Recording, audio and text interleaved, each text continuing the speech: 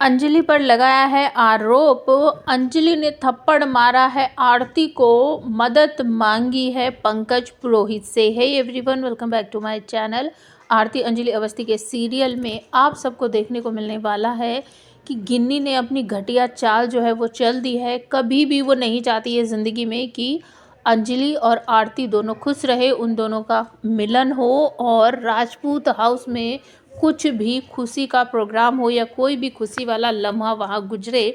इसी वजह से जब आरती उसके पास फ़ोन करती है तो वो बातों को बढ़ा चढ़ा कर ट्रायंगल लव स्टोरी बताती है और उसके कान भरती है कि आज अगर तुम बिना पिता के हो तो उसमें कारण तुम्हारी माँ ही है, क्योंकि तुम्हारी माँ प्यार करती थी मेरे पति से, अभय से, और उसकी शादी उससे होने वाली थी, लेकिन अभय जी से मैंने शादी की। उसने मेरा घर तोड़ने के लिए जानबूझकर उस परिवार के छोटे बेटे मतलब कि अमन को फंसाया, अमन के साथ उसने शादी की, मेरा घर बर्बाद किया। बहुत सारी अपने तरफ से जो उसकी थिंकिंग है वो सारी बातें बताती है। और जब आरती आकर अपनी माँ से सवाल जवाब करती है कि आपने इतना घटिया रिश्ता रखा, आप मेरे पिता को धोखा दे रही थी, आप बच्चलन हो, ये वो जब बहुत सारी बातें बोलती है तो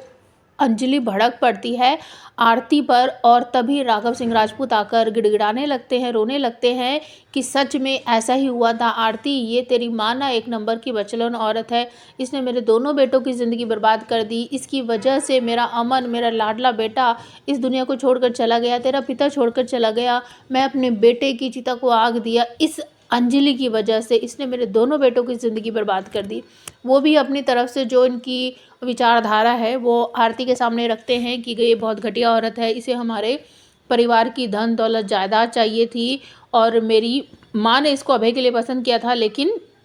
अभय ने जब इसकी बहन से शादी कर ली तो उसका घर बर्बाद करने के लिए, उससे बदला लेने के लिए इसने अमन को फंसाया। अपनी तरफ से वो सारी बात बताती है और फिर आरती अपनी माँ पर भड़क पड़ती है और कहती है कि आप इतनी गंदी औरत हो, आप इतनी घटिया औरत हो, आप मेरी माँ हो ही नहीं सकती, आप बच्चेलंड औरत हो, आपने एक ही घर में दो दो लड़कों की ज़िंदगी बर्बाद कर दी। इस बात पर आरती पर हाथ उठाती है अंजलि और कहती है ये सब जो बोल रहे हैं वो झूठ है, और जो तुम कह रही हो पहले सोच लो, समझ लो, मेरी बात तो सुन लो। तुम्हारी माँ के बारे में कोई भी कुछ कहेगा तुम उसी की बात पर यकीन करोगे, अपनी माँ की बातों पर बिल्कुल भी यकीन नहीं करोगे, उसकी बात सुनोगी भी नहीं। और तभी आरती वेद जी जल्दी आइए करती है और कहती है कि मुझे शादी करके अपने घर ले चलिए, मुझे यहाँ नहीं रहना, मुझे उस औरत की शक्ल भी नहीं देखनी है।